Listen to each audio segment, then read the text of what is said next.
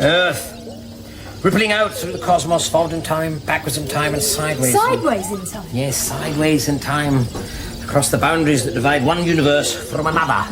Hello and welcome to another Bearded Geek toy review. Again, we have another trip down memory lane here with a quick look at one of the very first FX TARDISes that was released by Character Options and Underground Toys way back in May 2010.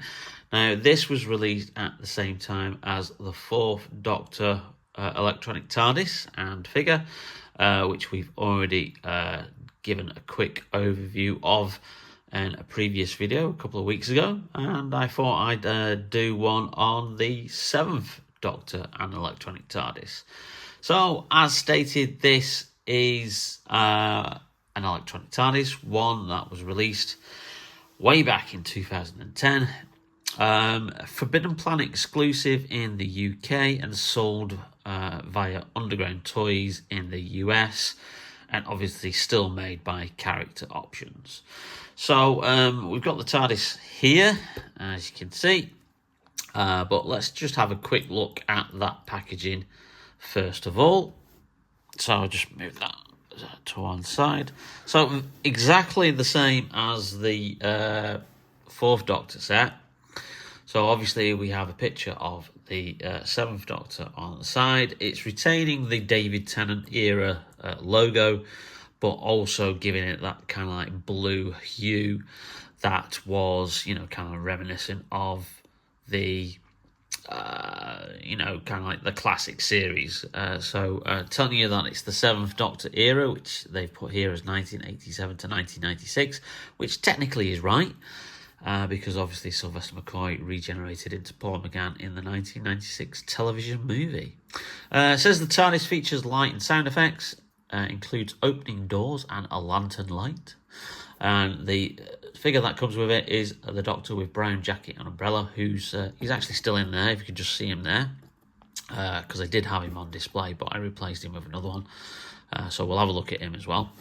On the side, you've got movement, activated takeoff and landing sound effects, and then obviously features an opening doors, telephone, cubby hole, and lantern light. So it does have an extra feature that the fourth Doctor TARDIS did not have, which again we'll look at.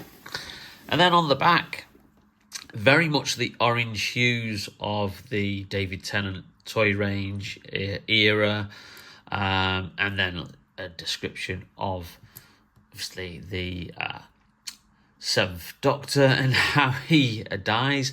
Those bios about the Doctors were always focused on how they died, which always used to amuse me. It was never about, oh, these are the adventures he has. It was always straight to the point of like, and this is how this incarnation died. It's like they were absolutely really kind of like obsessed with that kind of thing.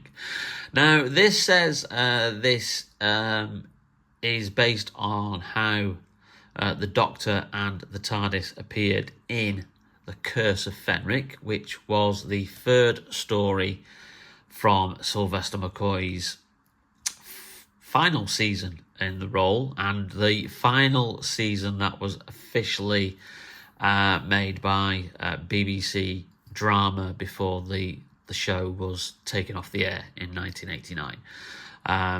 So it was the third of the four stories that they did in that season. Now, we'd previously had a Sylvester McCoy seventh Doctor figure in his more kind of like creamy coloured jacket, which had come with an Imperial Dalek, which had been released earlier, I think that year. So this was the brown, darker jacket that he wore for his final season. So before we have a look at the figure itself and then the TARDIS, let's just have a quick look at the inner packaging. Obviously that rested on top when the TARDIS was in there. We've got the instructions, very similar to the ones with the fourth Doctor, virtually the same. And obviously just telling you, what it can do, where the batteries go, etc. And then again, same bio on the back of that. And then this inner packaging is a diorama of the army base as featured in the Curse of Fenric. Obviously, you've got the sign for Maiden's Point where the hemovores rose from the sea in a very memorable scene in that story. And then you got the lightning bolt, which triggered off Fenric's release from the flask. Yeah, so that's a nice little kind of like diorama you have there in the inner packaging. And here we have the 7th Doctor figure that came with this TARDIS set. So it's obviously a repaint of the previous 7th Doctor figure, but this time he has obviously the darker jacket from his final season, and obviously the darker themed and hued scarf, handkerchief and tie. The question mark pullover, virtually the same, as are the trousers and then the shoes, and obviously he did come with his trusty umbrella, but I have another figure holding his trusty umbrella, and this is the non-hatted, more serious version of the 7th Doctor from his final season, and this was released in the 11 Doctors figure set, which included variant versions of all the 11 Doctors at that time. So he's holding the umbrella there because I've got him on display. I did have him previously, but don't really like the idea of the 7th Doctor smiling because he's quite Machiavellian, quite manipulative, and he doesn't have much to smile about in his final season. And incidentally, they never did a non-smiling hatted version of the 7th Doctor figure. They only ever released him with a smiling face wearing the hat. The serious face was always without the hat, which led me to create my own, which again I did a video on earlier in the year, and this is the version from the TV movie. And what I did is I cut the top of the head off with the hat and basically just swapped that and obviously stuck it on the back. You can kind of like see the joint there just a little bit where the ear is, but I did that purely because character never did a hatted, serious-faced version of the 7th Doctor. So I utilised 2 TV movie figures because that was released in 2 kind of like variant colours. So there you have a comparison of the 7th Doctor figures, and obviously I think he looks really good in a serious face. So it is a shame that character never quite got round to doing that. I presume it'd be a full resculpt now if they ever got round to doing that. But there you go. That's the customised version of a serious-faced, hatted 7th Doctor. And finally, let's have a look at the actual electronic TARDIS itself. Now, obviously, this is different to the 4th Doctor version. It has a much more steeped roof, which is accurate to how the prop appeared in season 26. And obviously, this is the prop that effectively was made out of fiberglass in the insistence of John Nathan Turner when he took over from season 18, which was Tom Baker's last season. He insisted on a brand new prop being made because, again, the second prop that had been made for series 14 and had lasted like a couple of years was, again, getting a bit worn and dilapidated. So he found the budget to make a brand new version. And then obviously you have various different kind of like paint jobs that were applied to it. But for season 26, a brand new paint job was applied to it, and it's a brighter blue, something like we really hadn't quite seen since kind of like the early kind of like Pertwee years. So it's a brighter blue than what we're used to, and I'll show a comparison of the kind of like the Davison era kind of like TARDIS and what that colour scheme. So it has the same standard features that virtually all the TARDIS sets come with, which is opening doors, which that clicks into place, and obviously if you then want to close that, you press that button there, and that closes there. Now, what I've noticed on this one is that you can open this there to that point, and you can't open it any further than it does, because there's something that's in the way here that isn't on any of the other TARDISes. Now, there's a little button at the top, you can see. So if you press that in, you can then click that back into place, and then we'll just put that back into place. Now, the other thing that is in this TARDIS set that is not in any of the others was a little extra feature they put in here, because in this season you do see him using the telephone a couple of times. Oh no, actually, it isn't him using the telephone. It's Brigadier Bambera in the first story of the season, Battlefield. So yeah, that is a little feature which they've kind of like never really brought back for the classic TARDISes. Mind you, I don't think I've ever looked. But it would mean that the doors wouldn't open properly, and all the other TARDIS sets, the doors open fully. So yes, it doesn't have that otherwise, because that's the thing that's blocking it there. So shut up, Jason, you're just waffling now. So a little extra feature there of the telephone in the actual cubby hole. Standard, obviously, weathering wooden effect going all the way around, and it's interesting that this doesn't have much weathering to it. No darker like paint wash over it, because this is how the prop looked in the actual series. So yeah, that brighter blue. And then obviously you have the compartment here at the back.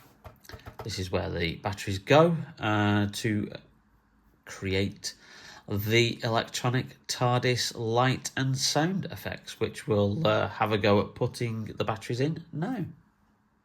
Well, disappointingly, I cannot show you the electronic TARDIS function. And the reason why I can't do that is because some numpty has absolutely knackered the thread of the screw, which you can just about see there, which must be, I must have done that last time I had batteries in it. Now, I've just checked that there are no batteries currently in it, because sometimes they would then leak if they've not been used for several years, and then cause it all to go manky and oxidise in the battery compartment. But no, I must have took the batteries out, and I have tried in vain to get that screw to move, but it looks like I have a electronic TARDIS that is no longer going to be an electronic TARDIS. Yeah, I have no idea how I would be able to get that screw out now without actually breaking that compartment, which I don't want to do, because obviously I want to keep the actual TARDIS as it is. So big shame that I can't show you that electronic function. But what I can show you is a comparison of obviously how the TARDIS did appear previously for probably the most of the Peter Davison and Colin Baker era. This is the B&M release, non-electronic version for this was released for the Caves of Androzani version. Hence it has a dirtier, muddier base. But yeah, you can kind of like see the difference. So it was very much a darker blue for the majority of the 1980s. And then it was only kind of like during the Sylvester McCoy era that they did paint it that brighter blue. But essentially it was the same prop. So there's a little bit of a comparison there. And just to double check here, there is no compartment there for you to access a phone. It isn't there. So this one is unique with having the telephone in the little cubbyhole compartment there.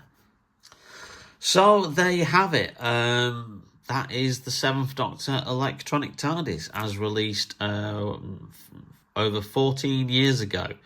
And one of the very first 2 TARDIS sets that Character Options made. And essentially they're still using the kind of like same moulds so far.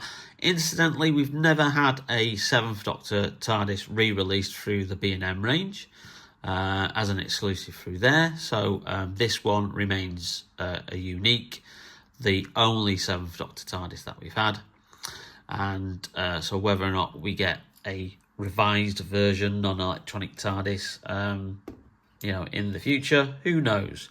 The only major Doctor who hasn't had a TARDIS released is the 8th Doctor, Paul McGann, who had obviously a darker blue, specially built TARDIS prop that was made for the American TV movie. I would love Character to do one of those, but apparently Al Dewar, who is in charge of the whole range, says it would take major retooling. I kind of disagree, because they don't really do major retooling on these TARDIS sets. They kind of like keep the basic kind of like shape, and then sometimes just change the base and the roof. So I think they could easily do one with a little bit of tweaking, should they ever choose to release one. But there you go, another trip down memory lane. Hope you enjoyed that video. I'm obviously sorry that I couldn't show you the electronic TARDIS function, but it's very similar.